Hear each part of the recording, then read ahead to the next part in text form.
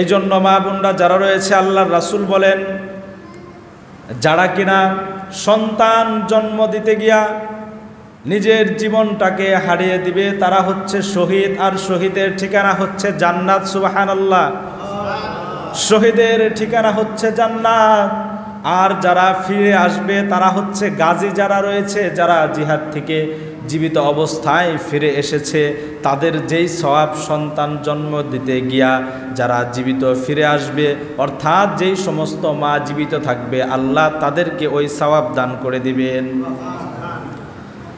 আল্লাহ রাসূল সাল্লাল্লাহু আলাইহি সাল্লামের হাদিস, সুনানে আবু দাউদ হাদিস নাম্বার 3111, হাদিসের রাবি হযরত জাবের ইবনে আতিক রাদিয়াল্লাহু তাআলা আনহু, তিনি বলেন যে আমরা একবার আল্লাহর রাসূল সাল্লাল্লাহু আলাইহি ওয়াসাল্লামের একজন সাহাবী অসুস্থ ছিল, তাকে দেখার জন্য গেলাম।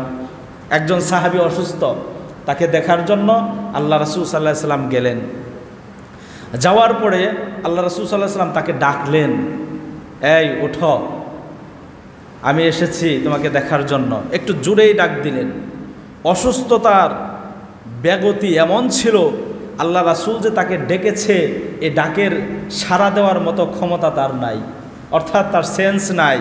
আল্লাহ রাসূল এসেছে, তাকে যে ডাকতেছে, ডাকের যে উত্তর দিবে এই উত্তর দেওয়ার ক্ষমতা তার নাই। যখন আল্লাহ রাসূল সাল্লাল্লাহু আলাইহি ওয়াসাল্লাম দেখলেন যে তার এই অবস্থা, তখন আল্লাহ রাসূল সাল্লাল্লাহু আলাইহি ওয়াসাল্লাম ইন্না লিল্লাহি ওয়া ইন্না ইলাইহি রাজিউন পাঠ করলেন। পাঠ করার পরে বললেন, আল্লাহ রাসূল বললেন যে আমরা তোমার ব্যাপারে পরাজিত হয়ে গেলাম, অর্থাৎ তোমার সুস্থতার জন্য আমরা কোনো কিছুই করতে পারবো না। আল্লাহ রাসূল সাল্লাল্লাহু আলাইহি ওয়াসাল্লাম এই কথা যখন বললেন, তখন যেনারা বাসায় ছিলেন, বাসার যে মা বোনরা ছিলেন, ওনারা কাঁদতে লাগলেন। যখন কাঁদতে লাগলেন, তখন আল্লাহর রাসূলের সাহাবী তাদেরকে কান্না থামানোর জন্য একটু বললেন যে আপনারা কান্না থামান। তো আল্লাহ রাসূল বললেন তাদেরকে ছেড়ে দাও, ওয়াজিব হয়ে গিয়েছে। সাহাবী জিজ্ঞাসা করলেন, ইয়া রাসূলুল্লাহ, কি ওয়াজিব হয়ে গিয়েছে? আল্লাহ রাসূল বললেন, তার জন্য মৃত্যু ওয়াজিব হয়ে গিয়েছে। আল্লাহর রাসূলের এই কথা শোনার পরে ওই সাহাবীর কন্যা সে জোরে জোরে আওয়াজ করে ক্রন্দন করতে লাগলেন, কাঁদতে লাগলেন। কেন কাঁদতে লাগলেন? তার বাবা ইন্তেকাল করবে এই জন্য নয়, বরংস তিনি বললেন, ইয়া রাসূলুল্লাহ, আমি তো ভেবেছিলাম আমার বাবা শাহাদতের মৃত্যুবরণ করবে, কারণ আমার বাবা জিহাদের ময়দানে যাওয়ার জন্য সে সরঞ্জাম ক্রয় করেছে, তলোয়ার ক্রয় করেছে, সে ঘোড়া ক্রয় করেছে, সে তীর ক্রয় করেছে, সে জিহাদের ময়দানে যাবে। আমি তো ভেবেছিলাম আমার পিতা সে শাহাদত বরণ করবে, কিন্তু আমার পিতা দেখতেছি সে নিজের বিছানায় পড়ে মৃত্যুবরণ করবে। আল্লাহর রাসূল সাল্লাল্লাহু আলাইহি সাল্লাম তখন বললেন, চিন্তা করো না, চিন্তা করার কোনো কারণ নাই। তোমার বাবা যদি এই নিয়ত করে থাকে তাহলে শুনে রাখো, আল্লাহ সুবহানাহু ওয়া তাআলা তোমার বাবাকে কিয়ামতের ময়দানে শহীদ হিসাবে গণ্য করবেন, কারণ আল্লাহ তাআলা মানুষের নিয়তের উপরে প্রতিদান দিয়ে থাকেন। তোমার বাবা যেহেতু জিহাদের ময়দানে যাওয়ার জন্য সে সব কিছুকে ক্রয় করেছিল, আর সে জিহাদের ময়দানে যেতে পারে নাই, সে যেহেতু নিয়ত করেছিল, শুনে রাখো, তুমি কান্না করো না। তোমার বাবা যদি এই নিয়ত করে থাকে তাহলে আল্লাহ সুবহানাহু ওয়া তাআলা তোমার বাবাকে কিয়ামতের ময়দানে শহীদের সাথে হাসর নাসর করাবেন। তারপরে আল্লাহ রাসূল সাল্লাল্লাহু আলাইহি ওয়াসাল্লাম সাহাবায়ে কেরামদেরকে জিজ্ঞাসা করলেন, হে সাহাবীরা, তোমরা বলো তো দেখি শহীদ কাকে বলা হয়? এটা সাহাবায়ে কেরামদেরকে আল্লাহ রাসূল জিজ্ঞাসা করলেন।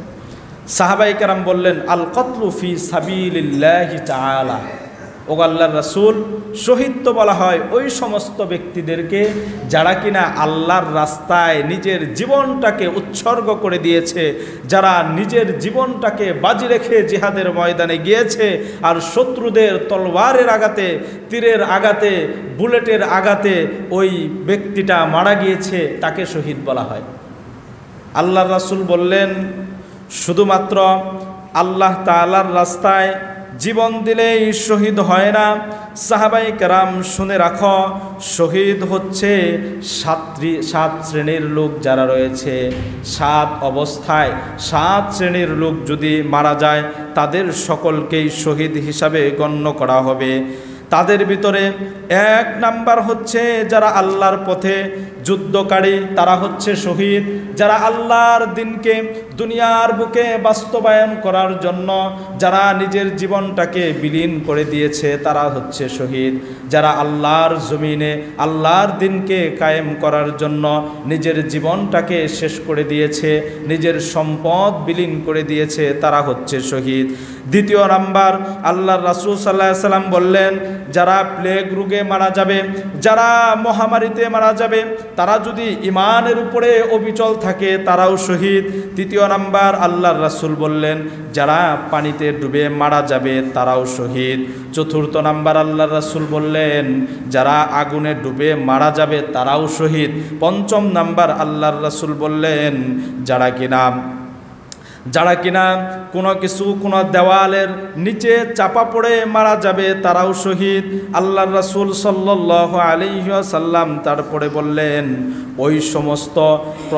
ওই সমস্ত মহিলারা যারা প্রসবকালীন অবস্থায় প্রসবের ব্যথা সহ্য করতে না পেরে যারা নিজের জীবনটাকে বিলিয়ে দিয়ে সন্তানটাকে দুনিয়ার বুকে নিয়ে আসে তারাও হচ্ছে শহীদ।